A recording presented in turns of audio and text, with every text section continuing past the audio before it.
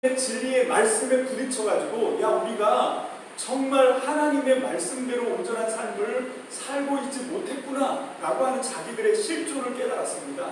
그리고 펑펑 울면서 회개했어요. 길선주 장로 같은 경우도 내가 도둑놈입니다, 내가 강도입니다 이러면서 물론 그 장로님이고 그때까지는 아직 목사님이 아니셨었는데 신앙생활 하신 분이니까 무슨 그렇게 큰 도둑질, 강도 이런 거 안 했습니다.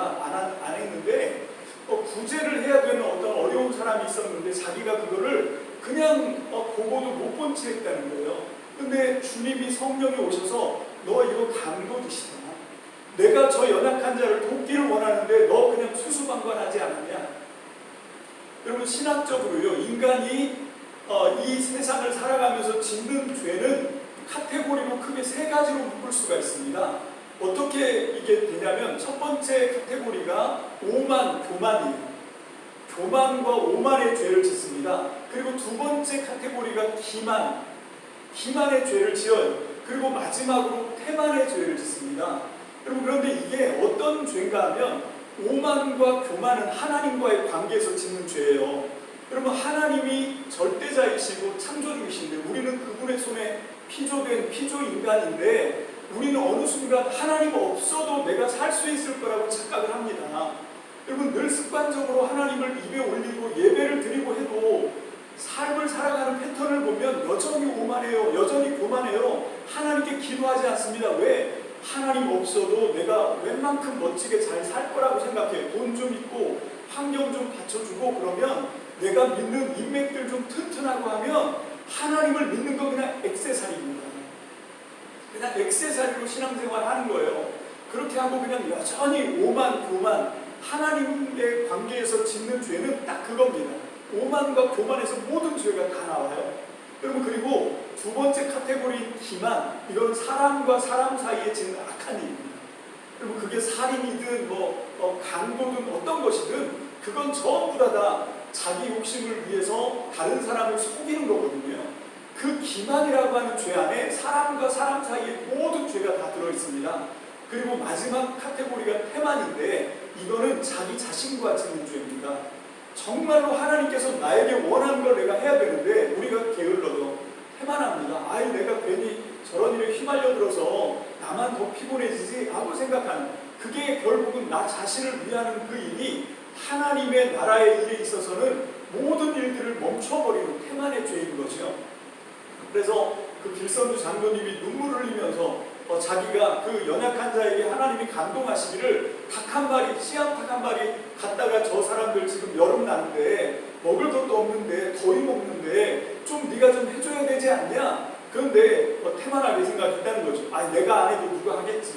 그런데 나중에 부흥회를 하는데 그 장대현 교회에서 1907년 부흥회를 하는데 막 하나님이 강도도 도둑이다. 이게 내 건데 내가 너를 통해서 저 여인을 주려고 했는데 네가 잡아먹지 않았냐. 그게 도둑인 거죠. 그게 강도인 거예요. 그러면서 막 책망을 하셔서 울면서 회개하고 그러면서 이 장대현 교회 회개운동이 일어났거든요.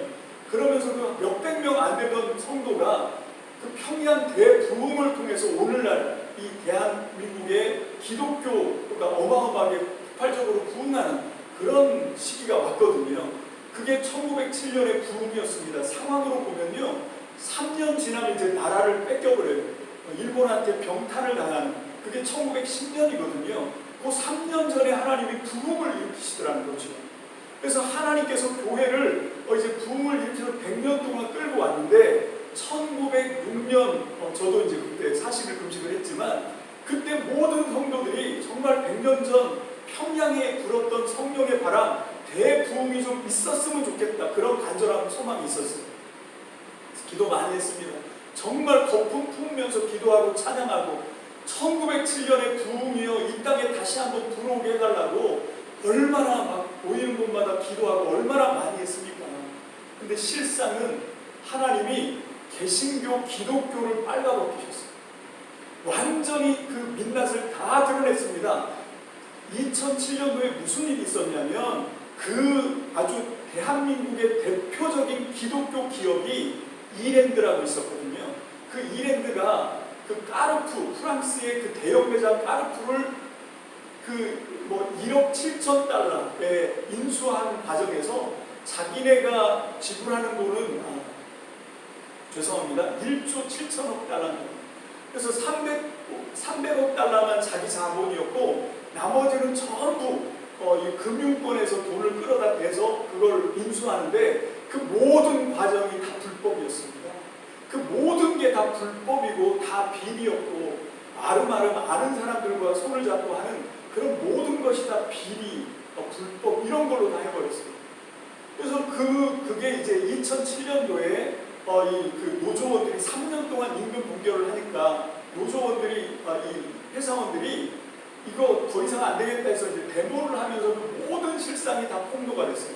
그래서 이 감사가 들어와서 모든 자료들 다 감사를 하고 하면서 이 랜드가 정말 뿌리부터 완전히 썩고 부패와 그 모든 불협 그런 것들이 다 드러납니다.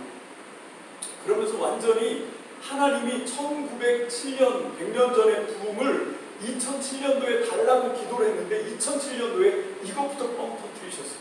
여러분 그걸로 끝난 게 아니죠. 샘물 분단 샘물교회 그 아프가니스탄으로 이 단체 단기 선교를 갔던 분들이 피랍을 당해요. 피랍당한 그 사람들을 구출하는 과정에서 2명이 거기서 죽임을 당합니다. 3년 전에 김선일 씨라고 또 그 무장단체한테 붙들려가지고 그때 얼마나 애절하게 부르짖습니까? 정말 나는 예수님을 위해서 죽어도 좋습니다. 이렇게 부르짖는 게 아니라 나 살고 싶다고, 고향 가고 싶다고. 인간적으로는 이해가 갑니다. 근데 그분이 선교사예요. 거기 선교를 하러 가신 분인데 그러면서 대통령에게 막 애걸을 합니다. 대통령님 제발 살게 해달라고. 그런데 그 방송을 하고 몇 시간 안 돼서 참수되었고 그 참수의 과정을 생방송으로 전국에 이렇게 방송이 되는 그런 참사가 벌어졌어요. 그리고 곧 이어서 이제 분당 샘물교회가 또 선교를 갔다가 붙들려가지고 피랍돼서 이제 다시 풀려나는 과정에서 2명이 순교를 하고 그러면서 그때부터 언론들이 개독교라고 하는 말을 하기 시작했습니다. 이게 기독교냐, 이러고 이게 기독교냐, 이렇게 뿌리부터 썩고 비리와 정말 협잡과 이런 걸로 사업을 하고 그냥 이름은 또 이랜드 기독교 기업 뭐 이렇게 하고 겉다르고 속다르고 어려움이 닥치면 본색이 드러나고 여러분 이런 것들을 통해서 결국은 1907년에 100년 전 부흥을 달라고 했던 2007년도부터 기독교가 꺾였다고 생각해요. 개신교가 그때부터 이제 무너지는 소리가 어마어마하게 크게 들렸습니다. 그럼 문제는 다른 사람 얘기할 거 없어요. 우리는 어떻습니까? 나는 어떤가요? 그럼 우리 자신을 좀 돌아봐야 됩니다. 하나님께서 원하시는 부흥은 여러분 어떤 외적인 형태, 어떤 종교적인 어떤 신앙심의 어떤 뜨거운 불, 그런 현상 이런 게 부흥이 아니라는 거예요. 진짜 부흥은 뭔가 하면 너가 정말 진리에 목숨 걸고 사는가, 정말 하나님의 사랑을 믿고 그 사랑을 위해서 어떤 대가라도 지불할 준비가 돼 있는가. 저는 믿습니다. 진짜 부흥은 거기 있다고요. 여러분 그게 풍성한 삶입니다. 다른 게 아니에요. 여러분 우린 이 땅에서 그런 삶을 추구해야 됩니다. 외적인 어떤 형태, 물질적인 어떤 풍성함 이런 것도 물론 우리에게 필요하지요. 절실합니다. 저도 절실해요. 여러분 그런데 그것보다 하나님이 먼저 우리에게 요구하시는 게 뭔가 하면 네가 진짜 예배자냐는 거예요. 너가 정말 하나님의 진리를 아는 사람이냐? 네가 정말 나의 사랑을 받은 자냐? 왜 사랑을 받은 사람은 사랑을 행하거든요. 요한일서 4장에 보면 우리가 사랑 안에 있어야 하나님의 자녀인 것이 증명된다. 하나님과의 교제가 증명된다라고 말씀하고 있습니다. 그럼 묻습니다. 지금 우리가 정말 사랑으로 살아내고 있습니까? 여러분 그 사랑은 변함이 없어요. 오래 참습니다. 여러분 사랑은 우리의 유익을 구하지 않는 거거든요. 근데 보면 말은 사랑인데 입으로는 사랑을 얘기합니다. 기독교 어떤 종교적인 멋있는 말은 다 갖다 붙여요. 근데 실제 살아가는 모습을 보면 이게 진짜 사랑이야? 이러고도 사랑이야? 이러고도 진리야? 그런 말이 막 나오는 거죠. 여러분 이거는 부흥이 아닙니다. 정말 하나님께서 원하시는 부흥은 그 1907년도에 한 줌도 안 되는 사람들이 그 사람들이 원했던 건 이런 외적인 폭발적인 숫자의 부흥이 아니었다는 거예요. 그럼 어떤 물질적인 풍성함의 부흥을 추구한 게 아닙니다. 이 사람들이 그 나라가 무너져가는 상황에서 이 사람들이 울부짖고 기도했던 건 뭔가 하면 나도 주님처럼 온전한 사람이 돼야 되는데 내 안에 탐심이 있습니다. 내 안에 나태가 있습니다. 내 안에 다른 사람들을 바라볼 때 무정함과 무자비함이 있습니다. 이거 가지고 가슴을 찢었습니다. 하나님의 사랑을 좀 부어주세요. 그래서 우리가 끝까지 정말 충성하고 끝까지 신의를 지키고 끝까지 사랑으로 함께 붙어 있을 수 있고 함께 할 수 있는 그런 마음을 부어달라고. 이게 진짜 부흥이죠. 기독교가 무너지는 건 이 본질을 놓치고 외적인 어떤 물질적인 숫자적인 부흥 이런 거에 눈이 팔렸어요. 이런 거에 마음이 뺏겼습니다. 그러면서 하나님께서는 기독교의 민낯을 그냥 다 드러내시는 거예요.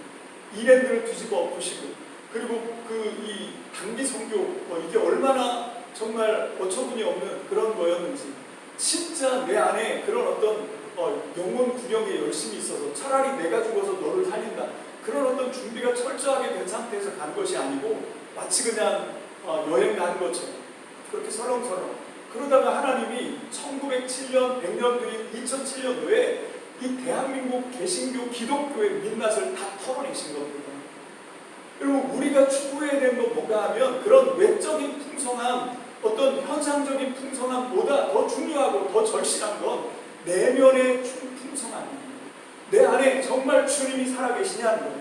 그래서 당장 내 앞에 목에 칼이 들어오더라도 내 안에 진짜 주님이 살아계시니까 여러분 내면의 풍성함을 드러낼 수 있는 그걸 진리의 방법으로, 사랑의 방법으로, 정말 예수 그리스도의 심정으로 내 안에 있는 풍성함을 드러낼 때 그때 세상이 흔들리는 거예요. 그때 세상이 녹아나는 겁니다. 히브리서 11장의 말씀처럼 그때 세상이 감당할 수 없는 진짜 부흥을 갖고 있는 사람이 되는 거죠. 진짜 풍성함이 뭔지는 거기 있는 겁니다.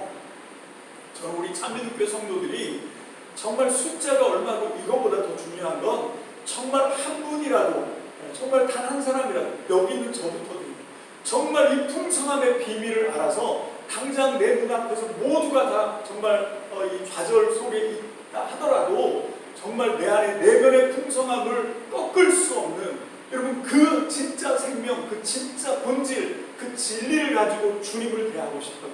여러분 이게 주님이 우리에게 요구하시는 풍성한 삶이라고 믿습니다. 아멘. 그냥 종교적인 어떤 행위를 하고 종교적인 어떤 이런 미사였고 좋은 말하고 그런 게 중요한 게 아니에요.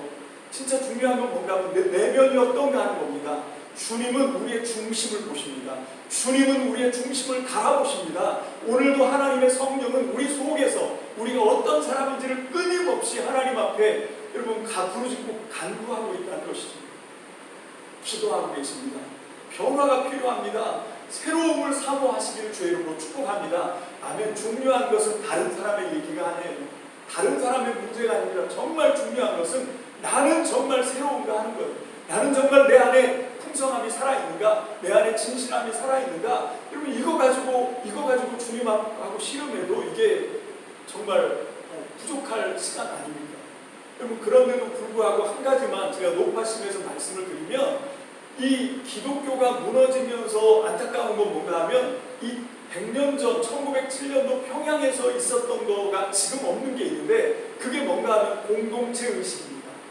여러분 그때는요 나라가 망하고 있었고 진짜 기독교인이 한 줌도 안 돼서 정말 엄청난 발시와 천대와 어려움을 당하고 있어서 핍박을 받고 있었습니다.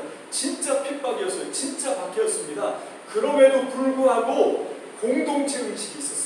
내가 먼저가 아니라 우리가 먼저였습니다.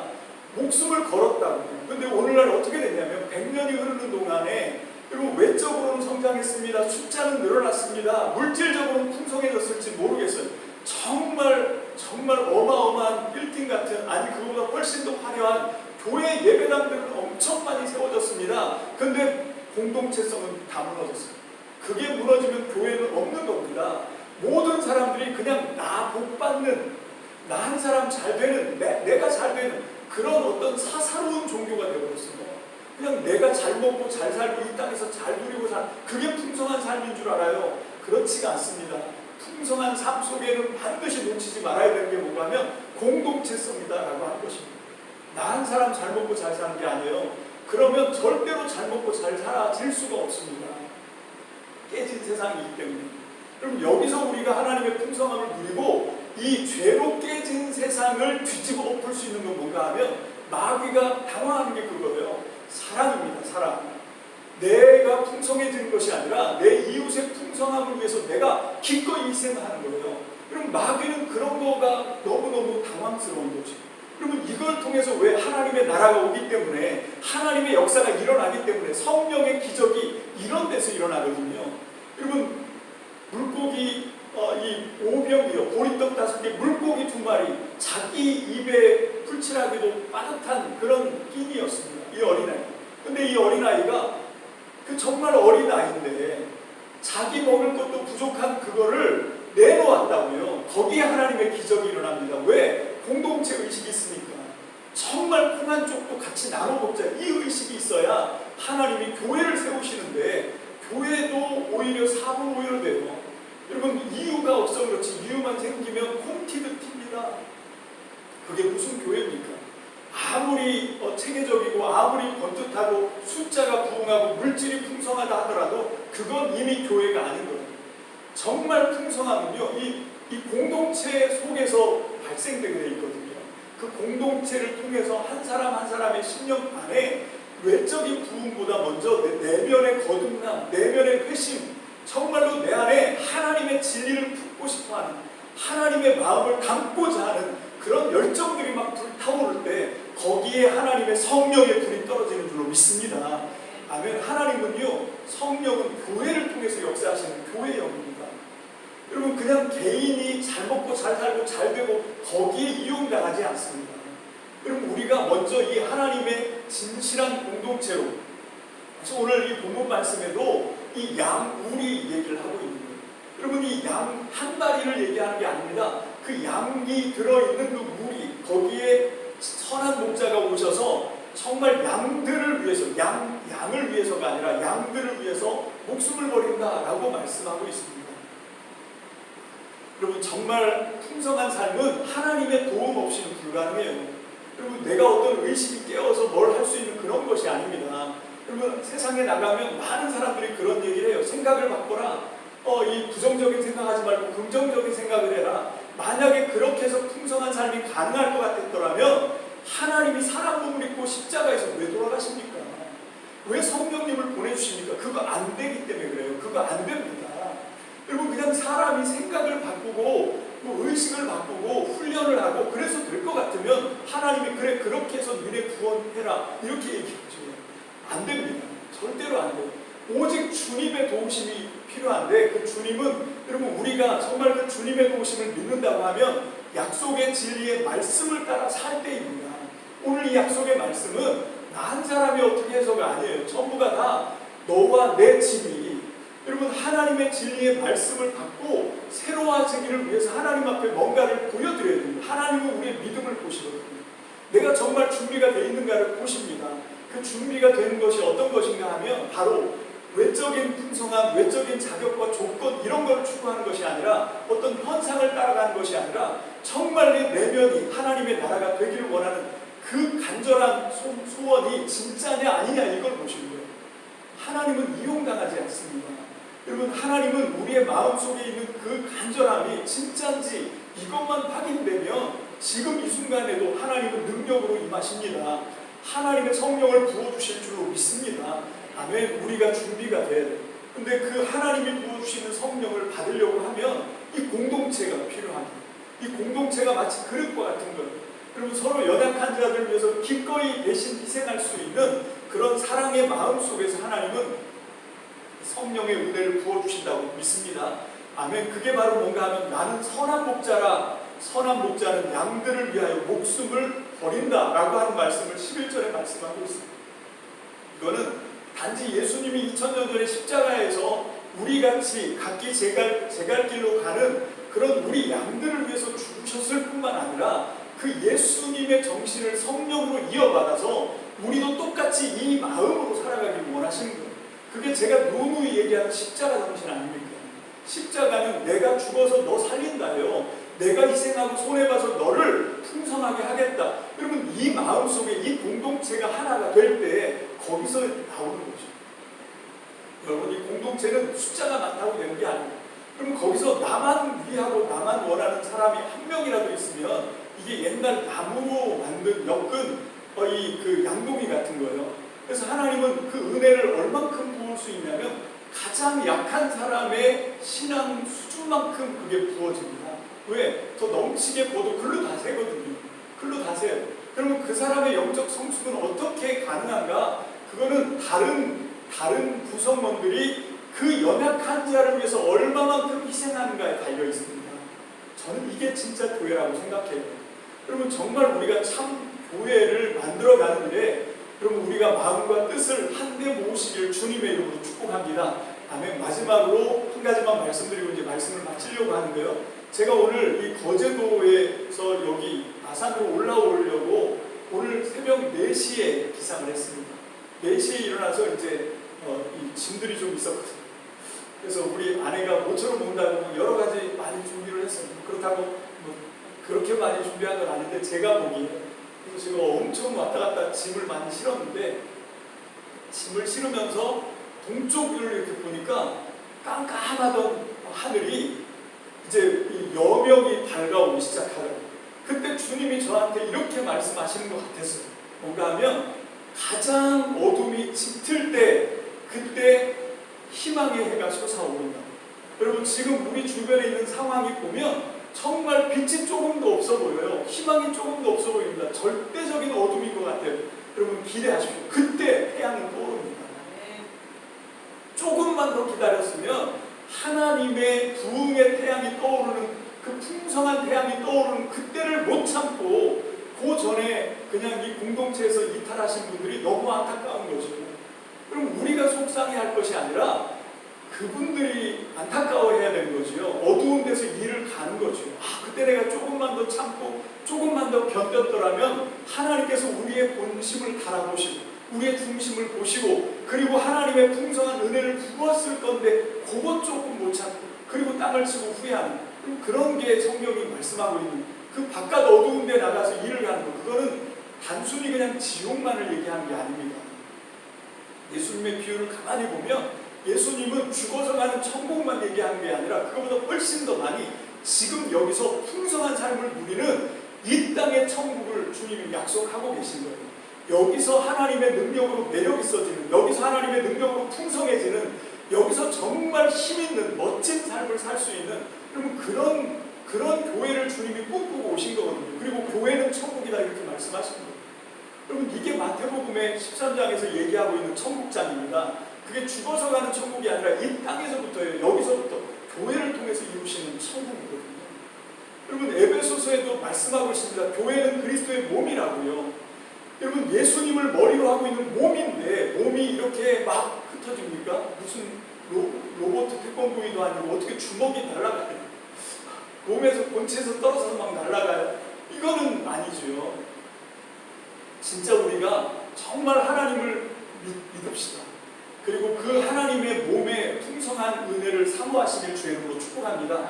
아멘. 결국은 우리가 이 풍성한 삶을 선보여주지 못하니까 사람들이 교회를 우습게 생각한 거예요.